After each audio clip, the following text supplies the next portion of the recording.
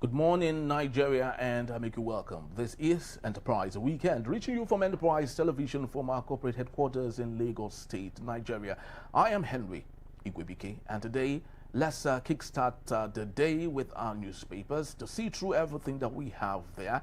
And fortunate enough, we have 4 newspapers. I just hope that we have more than enough time to do justice to every one of them. The Vanguard, the Punch newspaper, the Weekend Trust, which is the weekend version of the Daily Trust newspaper, and lastly, the Guardian newspaper for today. And right after that will be our conversation where we have an inside scoop, fleshing out some of the most trendy stories from the newspapers. And we would love that you'll be part of what we do. Have a say in what we say. You can reach us when you visit us at enterprisetvnews.com. You may equally comment and follow us on all our social media platforms at Enterprise TV7. Very so honored to have joining me from Delta State, Nigeria is His Greatness Agadaigo, barrister, public affairs analyst, and a development communicator. Good morning to you, barrister, and I make you welcome to Enterprise Morning today. Good morning, Mr. Henry Igwebike. Always a pleasure. Very glad to be here today again. Thank you so very much, Barrister, for your time. Truly do appreciate you. Now, I'd love us to start with the Weekend Trust newspaper. We have a very interesting one. But just before I get to the big elephant in the room here, let's take a look at what's happening on the top strip of the same Weekend Trust. Turaki Wike factions renew battle for secretariat. I do not know if this will ever see an end before 2027 because lots of divergent views here and there. And close to the story, we have months of labor wiped out in 48 hours. Tomato farmers cry out. I do not know if it's because of the mayhem as a result of insurgency in the northern part of Nigeria, but we will see what that means for us here. Borno molded in ABU, story of Professor Aisha Haman. And also on the bottom strip, we have Igboho's journey from fugitive to a freedom, the genesis of Ikorodu, and many other interesting stories. But let's get to the elephant in the room here. 7 trillion, 4 presidents, Nigeria still in darkness. Barrister, I can gladly tell you that every young chap, all right, who is whatever they are today, the first word they ever muted out is up NEPA. It's become a very popular slogan in Nigeria, and that is because of deficit of electricity in Nigeria. Now we have it, 7 trillion naira, 4 presidents, Nigeria still in darkness. Would we ever get out of this maze, Barrister? Yes, we will, and we shall. When we have the right leadership. That's just the truth. We have square pegs in square hole, competent Nigerian citizens handling sensitive sectors of the Nigerian economy and the Nigerian Federation. Then you get results. I'm sure we saw the turnaround of 1999 to 2003 to ensure that the military were properly catered to the barracks and also settle the international isolation Nigeria faced and also settle the internal political issues. That's what he used his first time to do. In his second tenure, when he came between 2003 to 2007, he now dealt with the economy. He dealt with industrialization, the issue of ensuring that Nigeria is highly industrialized. He brought MTN and co, and liberated the telecom sector. He tried to ensure the phase by phase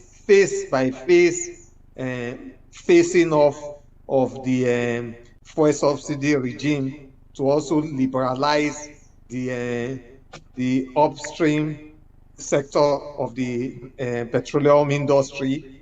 And of course, he did quite a lot of economic reforms, high savings, ensured our GDP grew up through Soludo, Okonjo-Iweala tag team of the economic tag team.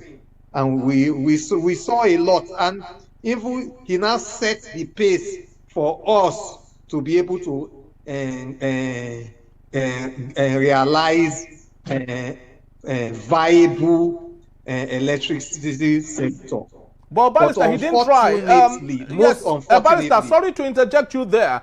Amongst everything you've enumerated here, you would agree with me that President Olusegun Obasanjo did not try with respect to electricity. Trillions of billions of naira was invested in electricity at the time. Atiku Abubakar was the one in charge of privatization of everything in Nigeria, including electricity.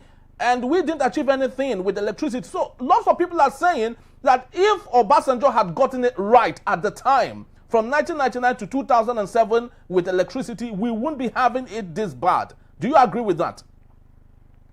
I don't agree with that, because that's the greatest success in our electricity reform agenda that we have achieved up till now.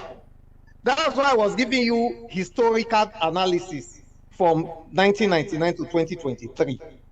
You know, it was actually in Obasanjo tried to enhance our electricity distribution with the current way they are from 1999 to 2003. And you remember Bola Ige, the Minister of Power, boasted that he will fix electricity sector within 6 months. Yes. And he failed. And Obasanjo had to redeploy him to Minister of Attorney General of the Federation and Minister of Justice. So it was that they did a report, and they said that many of our installations and electricity devices are outdated.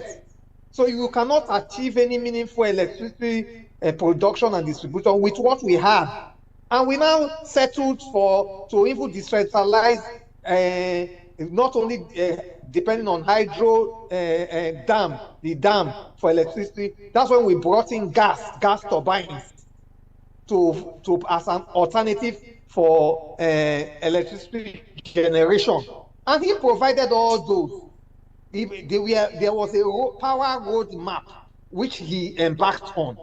And that's why I was giving you the antecedents. And they have largely achieved it phase by, and they even spelled out phase by phase progress. But unfortunately, immediately Obasanjo left office, this is what happened. When Yar'Adua came in, Yar'Adua was one of the reasons Yar'Adua was supported by Obasanjo is that he will carry these reforms, because continuity in government has been the bane of our underdevelopment. Continuity in government agenda, in government reform agenda, in government policies is the bane of our gross mass underdevelopment till today. So we are try to continue.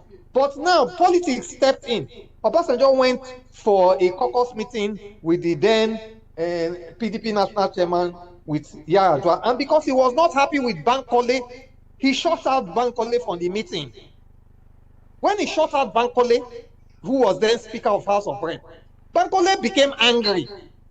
And a day or two later, they now set up Power Probe, which was supposed to get back at Obasanjo, headed by Elumelu from my state, Delta State, in Anyocha South or thereabout. And the Power Probe, even without any thorough investigation, came out with a vindictive report that the Obasanjo government spent $16 billion on power without producing power. And the entire 8 years of Obasanjo's regime, they never budgeted $16 billion on power. In fact, I wonder whether the entire the entire budget of Obasanjo's 8 years was up to $16 billion. So it was just a mere fabrication. And people and opposition jumped in on that, and we are hammering 16 billion. And even Yar'Adua then disputed that there was never any 16 billion budgeted to power sector. They will just go to an empty land, what we are doing there, to say our money has been eaten, this and that. They'll just say this has been eaten. That's what they were doing. But at the end of the day, I'm sure you remember that even Elumelu self was even indicted by EFCC and charged to court for corruption. I'm sure you know that. You know that. And the entire Power Probe was seen as not credible. The entire report was discountenanced. There was no white report, paper report came out of it. It amounted to nothing. But up till today, you know, bad news spread more than good news. People still carry it off. $16 billion during Obasanjo's latest expense of power. There was never any 16 billion. It was just a fabulous hula baloo story meant to be told to sway, to enrage Nigerians against Obasanjo and his lieutenants, which failed long ago. So coming back home now, I'm not telling you that reform agenda of Obasanjo is even what we are still operating till now. Because during Yar'Adua time, it was not really just implemented. Are you still there? Are you hearing me? Yes, very well, I can hear you. Are you there? Yes, very well, I can hear you, Barrister. It was not really just implemented because, of course, I'm sure one of the greatest mistakes I believe Obasanjo should know he made till now is even supporting Yar'Adua to be president. Because it's one thing a leader needs is good faith. A leader should be good, has good faith. But a leader also needs knowledge. All right. He must be knowledgeable about the things that he's coming to address, the solutions being proffered, what are the results being gotten, so that he will know where to take off from. One of the greatest mistakes I believe Obasanjo made is even making Yar'Adua, is even supporting Yar'Adua to succeeding, because Yar'Adua was just in Katsina State. He never understood the reforms. He never understood what they were supposed to achieve. He now brought different personnel to come with him in government who did not understand it. So many of these reforms, all Obasanjo's were discontinuous. If you were very politically and active in 2007, immediately Yar'Adua took place. Every day, Obasanjo's reform agenda, one of them will be set aside. That's what the news every day. This is set aside. That is set aside. That's what they were doing, and they failed. And Nigerians were, including the refinery, which has been privatized to Dangote and Otedola, to save Nigeria cost of paying personnel, of continuing to do refurbishment, so that a new people will operate it and spend it, and fresh investment will come into that sector. Yar'Adua reversed it, and Nigerians celebrated. In fact, when Nigerians were celebrating, then I was crying, because at least I followed Obasanjo's policies, and you can see he did that out of inexperience, and that's why I believe that the best person, despite Obasanjo's misgiving about Atiku Abubakar, the best person that would have taken over from Obasanjo is Atiku, who understood the reform and who would have held, no matter what you think about Atiku or what he is or what he's done, he would have managed those reforms until they yield maximum benefits to Nigeria. Yes. So now the point because we have so many other stories to talk about. We have PPDP issues, the tussle there. So I'd love you to finish on your thought on this one before we move on to that one in 60 seconds, if you may. Okay, let me land up. Let me land in 60 seconds. I can. All right. When Goodluck Jonathan took over in 2011 or thereabouts, he now went back with full commitment to Obasanjo's power reform agenda. And one of the stages is that you have to pay off all NEPA and PHCN personnel, so that pay them off, so that you have fresh hands, so that the Jinkos can have fresh, they can employ staff based on their own terms. And Goodluck Jonathan saw that process to completion. I think they paid, if not over 800 billion naira or 1 trillion to settle all NEPAs to PHCN staff, so that the Jinkos have free hand to conduct their affairs the way. And that was a very high point, because the power reform agenda is not a one-stage affair. It has its phase. Okay. So it moved it forward, of course, so that you cannot effectively monitor those who have bought these powers, various Benicity electricity distribution, I think Eco distribution, and the rest. You cannot effectively monitor them. to do All to right. fulfill their obligation. Yes. So that's where we are. So right. what we need.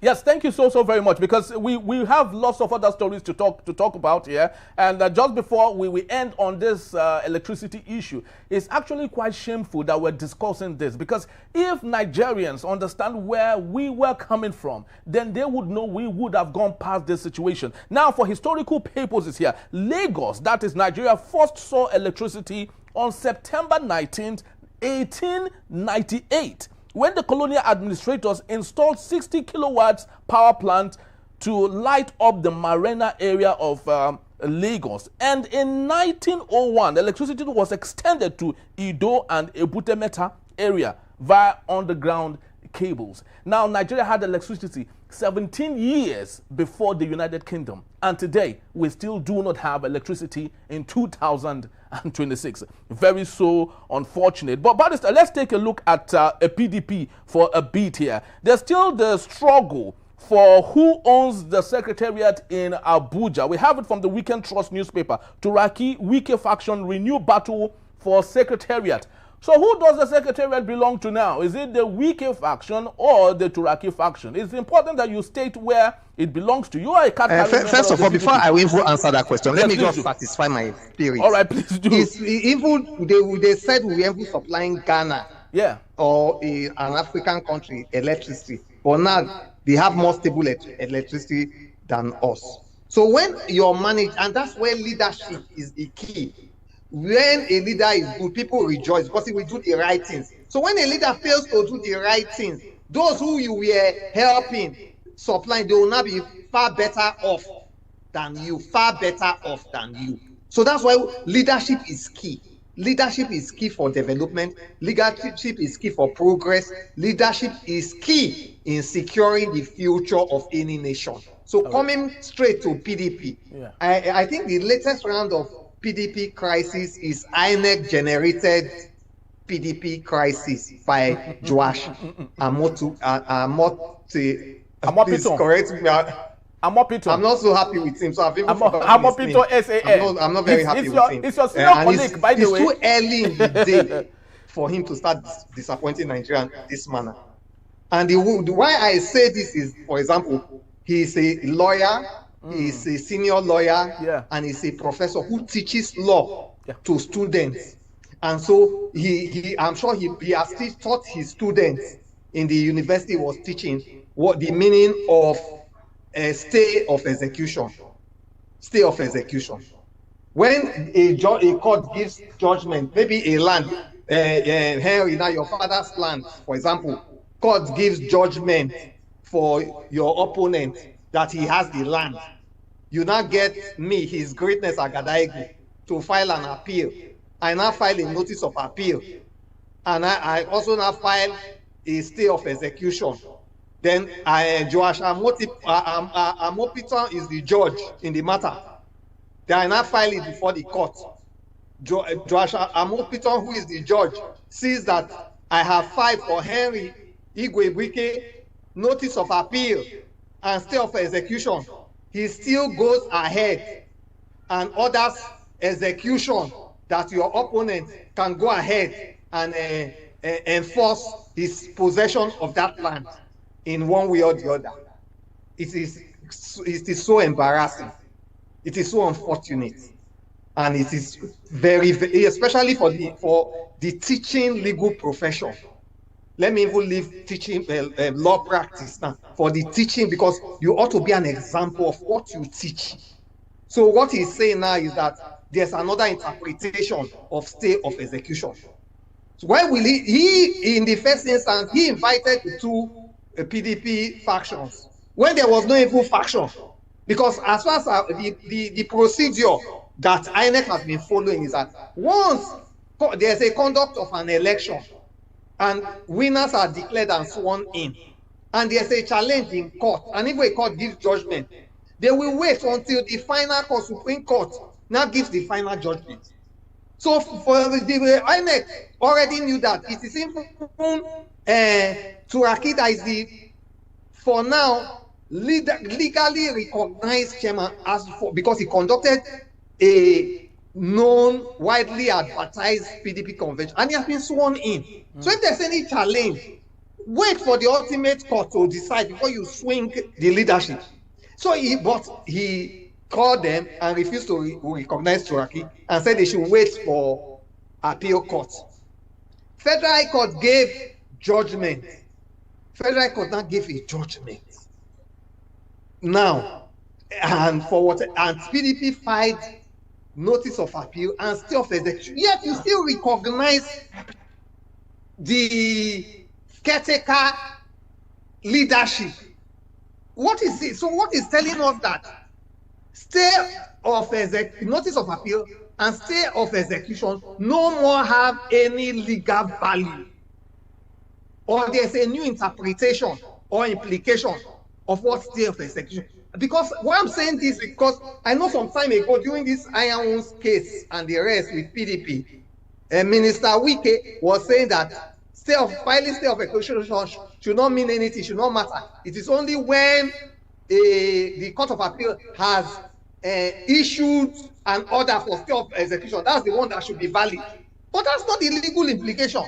The legal implication, because we all do cases and we file stay of execution. The legal implication is that once you file stay of execution, every part, you cannot execute that judgment until that stay of execution is either set aside by that court or by the appellate court, or judgment is given in appeal. But I'm sorry to say this, Ashamote has not disappointed us. If he has not even fully regained the confidence of Nigerians. Nigerians are even watching him to see what his steps will be because of the great disappointment of elections of 2023 and the past leadership of INEC. They have not even fully embraced him. They are still giving him serious observation on how he steps, and yet he is failing. His first few steps in office is already faltering. It's a painful disappointment that is highly regrettable, and I advise him from your studio to immediately reverse the decision to offer any kind of recognition to the caretaker committee based on the stay of execution, or he should tell us the new legal implications. So what you're saying, Barrister, is that stay in execution cannot be appealed? Is that what you're saying? Barrister, can you hear me? Sorry, sir. Let me just conclude on it. The second person, authority I will blame for PDP crisis, with due respect, is the National Judicial Council, because the National Judicial Council for now has failed to live up to its calling and its duties. Because the National Judicial Council is supposed to be proactive, not reactive. When you see national scenarios that will diminish the judiciary, you don't wait for petitions. You act immediately. You're supposed to be proactive. The first court, Justice Omotosho's court, gave a judgment that defied the Supreme Court by interfering with the internal affairs of a political party.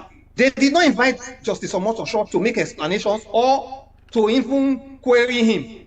So it emboldened other judges. All right. The second judge too, I think maybe Justice Lee, gave a judgment entering into the Supreme Court's judgment is clear.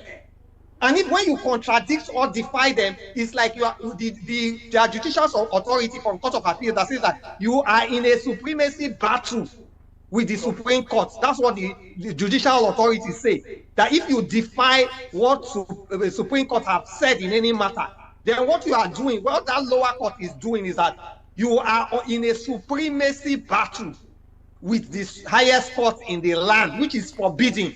Well, so Barrister, that is enough ground to punish any judge who defies the position of the Supreme Court in any matter. Even if the Supreme Court is wrong, you dare not defy his position on that matter. So the NJC failed to act on Justice Lifu, and that is what has now emboldened other judges to interfere not only with the meetings, convention of PDP, internal affairs, but even the leadership. They now see that because what the NJC may not know is that what some judges are now saying is that the National Judicial Council is now a toothless bulldog. It's not a toothless bulldog. Well, in the past, just a while ago, during the Justice Onoge's time, during this Justice Tanko Mohammed's time, they used to say the fear of the National Judicial Council is the beginning of wisdom for any judge. So I completely agree with the NBA president, Afam Ozigwe, who have said that once petitions are written to NJC against any judge, the judge should be immediately suspended while investigations are going on. This all right, will help in a great way. Yes, Barrister, I truly do understand. I understand the emotion that you carry, because you are you have a skin in the game as a lawyer and equally a card-carrying member of the PDP. I understand how it feels like, but unfortunately, we are living and sitting in a country where anyhowness has become a norm in Nigeria. Everyone is singing, literally singing, on your mandate we shall stand. So when people defy the whatever it is the Supreme Court is bringing to the table, you can't blame them. Anyhowness is the norm today. Everyone is singing, on your mandate we shall stand. And I hope that we would recorrect all of these issues and possibly have a judiciary where Nigerians will run to. Lots of people will say it's better for them to take their wahala to very dark man than to take it to our courts, because it's easier to get judgment from the very dark man. If someone is owing you, it's easier to get back your money from the very dark man than to get it from our police or the court. So you can see how bad the situation is. But Barrister will be here to take us on our main conversation when we return. U.S. troops will not fight Nigeria's war, retired general warns. A bit Enterprise Weekend it is. Don't go anywhere. I'll be right back.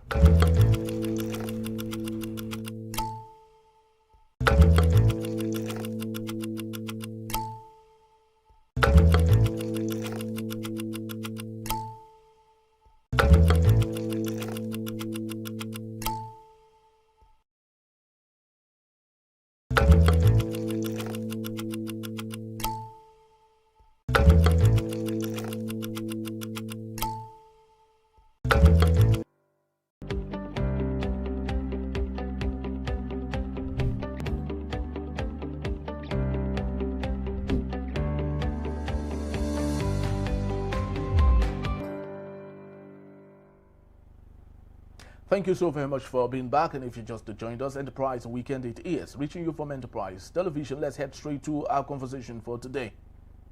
A retired director of operations at Army headquarters, Major General Ijioma N, retired, has cautioned Nigerians against expecting United States troops recently deployed to Nigeria to engage terrorists directly in combat. He said the U.S. team role would be limited to training, intelligence sharing, and technical support for Nigerian forces. The U.S. Africa Command confirmed that a small team was sent to Nigeria to provide unique capabilities amid renewed cooperation to tackle terrorism, though details of the mission were not disclosed. Security sources say the focus will be intelligence and enabling strikes by Nigerian troops. General Ijioma blamed Nigeria's leadership for lacking the political will to decisively confront banditry and insurgency, arguing that only Nigerian forces can defeat terrorists. Let's get talking. Barrister is still here with me. Thank you so very much for being here, Barrister. I truly do appreciate your time. Hello, my pleasure again. Yes, can you hear me? Yes, beautiful. Welcome. Yes, so Barrister, I can hear you. Can you hear me? I can hear you very well. Yeah, so Barrister, what's your take on this? I understand that in the military ecosystem, okay, room for collaborations are there. But with the small team of U.S. combatants coming to Nigeria, does that seem like a collaboration or a team coming to do what the Nigerian military had not done over the years? 170 people were killed in Woro in Kwara State. It took the Nigerian army 10 hours to visit that particular place. And we say we are in control of security in Nigeria. Are we serious, Barrister, at this time? And we are not serious now. It's clear. We have not been serious before. our seriousness only started showing immediately Trump in his ways, which I largely disagree with, but I agree in this instance, intervened. That's when we started becoming serious. So it's so shameful that Nigeria, that has been a sovereign nation now, this year will now make it 66 years. By October 1st will be 66 years of our national nationhood. Nationhood. We still need supervisors, because that is exactly what the small team of military servicemen are coming to do. They are coming to supervise us, to ensure that we do the needful. That's why if they came in large numbers, then they are coming to do our work. So I want to also tell retired Ijioma that we know they are not coming to do our work, and we are aware that they are only coming to supervise us, since we have been unable to supervise ourselves in this asymmetric warfare for over 17 years. So that's why the US have come to supervise us. And it's a good thing they have come to supervise us, because if they are not here to supervise us, we'll continue to do things in the Nigerian factor, which we subscribe to as if that is acceptable. And when you say you are doing this with Nigerian factor, it means you are doing it, like you said, anyhowness will set in. But when the military, especially the authorities, know that eyes are on them, in this country, one of the things that define majority of our actions is, number one, lip service, and two, eye service. They will do it well, I can assure you, because they see that special, not Nigerian eyes, because it appears that they don't care about Nigerian eyes, special eyes, because these servicemen that have come now, they are Trump's eyes on the Nigerian army. Because I'm sure in that meeting that the National Security Advisor went to have with the US Ministry of Defense and other senior US officials in US, he must have assured them Nigeria will do all it should do to pursue this war, whether against Christian genocide, against banditry, against Boko Haram, against Israel. They will do it diligently. He must have made that commitment. So this team are coming to say, put your work where your mouth is. Don't just give us assurance the way you have been giving Nigerian people assurance for over 70 years. Let us see how you are indeed carrying out the war against insecurity in Nigeria diligently. So that's why they are here. So they are not only here to give us information, they're also here to supervise us. And because we are a country of eye service, we play to the gallery a lot. I'm sure you will see that while they are here supervising us, I expect to see lips and in the frontiers, the various frontiers of our fight against insecurity, because that's the kind of way we have made ourselves. We have made ourselves. I would love to ask you this.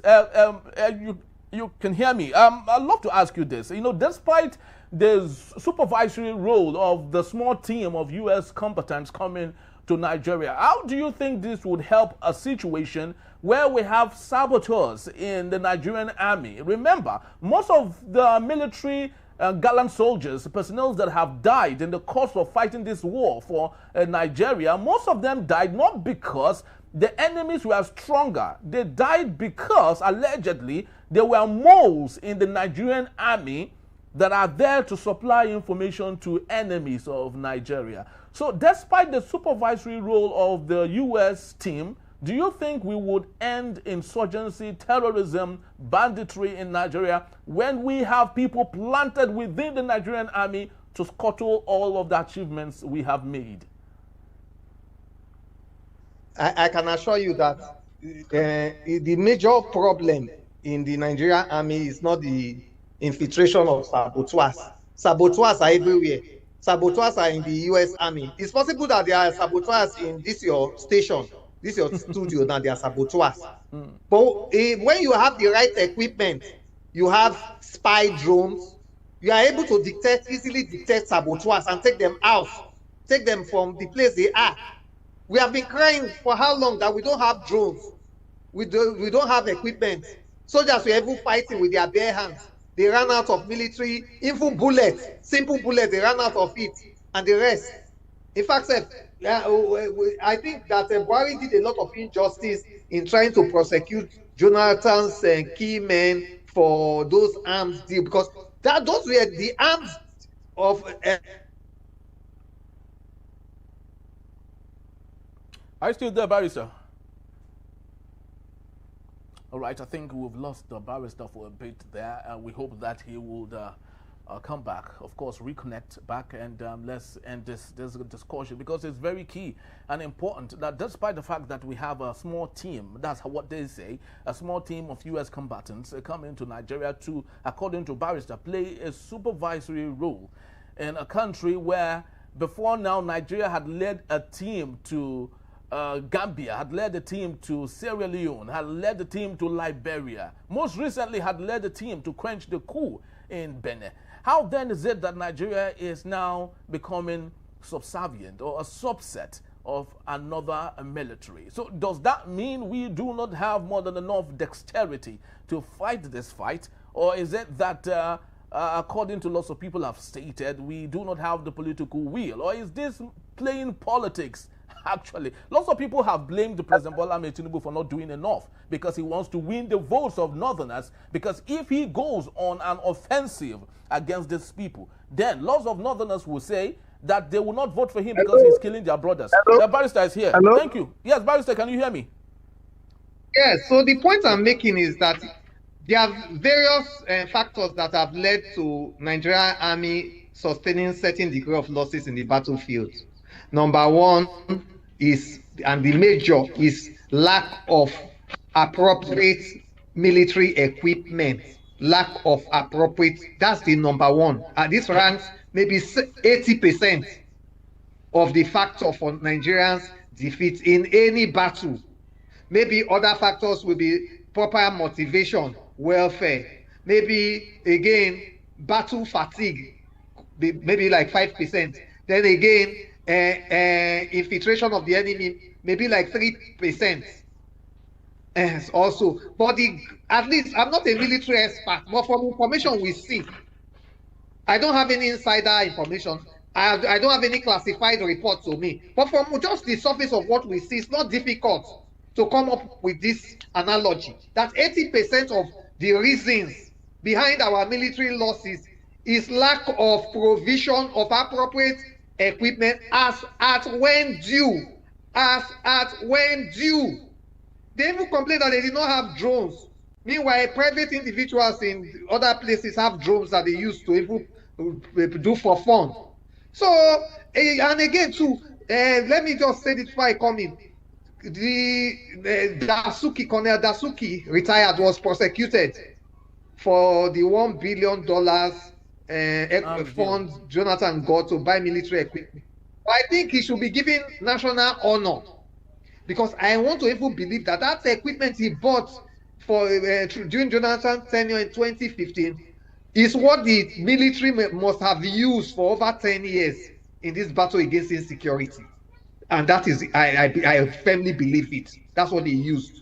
So instead of prosecuting him, they ought to have even given him a national medal, because usually black market purchase is cheaper than purchases from the shelf, because they sell it at maybe even 30% the real price value, giveaway price. So they were able to buy so much military equipment then, and that's what they used for over maybe a period of 10 years. So coming back home, the real issue is military equipment. So, yeah, and thank God the U.S. team, that is supervisory team, if I may, that are here, they will see whether we have the right equipment as at when due. They will also see whether our military personnel are properly motivated, they are properly guided, they are being properly directed according to global military best practices. They will see that and give their they'll give their advice to the Nigerian society and make their reports to the Trump administration. So I believe that during this period, since the Nigerian military authorities at all levels knows that Trump eyes are fully on them, not from only the satellite images, but through physical presence, they will be in their best conduct and best military behavior in their approach, in their conduct, and in the prosecution of this over 17 years war against insecurity. And it is my earnest expectations and hope and desire, innermost desire, that during this period, the Nigerian military will experience supernatural and extraordinary gains in the battlefield for the benefit of the Federal Republic of Nigeria. Very well said, Barrister. You actually, nailed it. 17 years of war, not external war, not external people coming to attack us, adversaries. No, internal war. Nigeria is one country that has lost more soldiers than any other country has done fighting enemies outside of their shores. And this is quite so bad. People have said that if this was the sort of kid gloves that was used against Biafrans during the Nigerian-Biafran civil war, that the war would not have ended. But because the federal government were decisive on ending what was going on, they had to end it. And today, Nigeria is one like we used to be before. And today, unfortunately, 17 years after, Nigerian military is still struggling to find their place fighting insurgency within the country, not outside the country. I just sincerely hope that the political will would be there to do it, and hope equally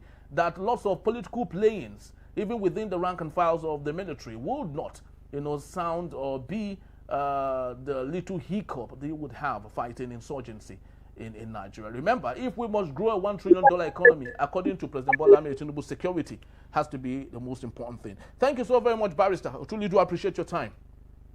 If I may say this, sir. Yes, please. In closing. Yes. In my, one of the reasons why the Biafra war lasted for 3.5 years or thereabouts is because of the right leadership in the country, focused leadership.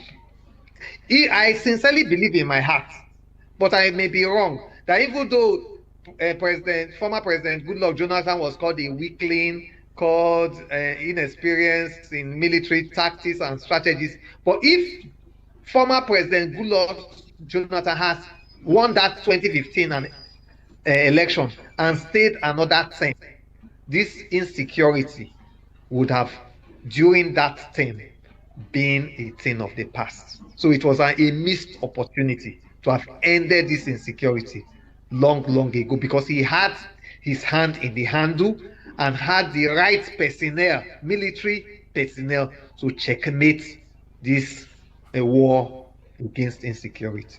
Yes, so it was a missed opportunity.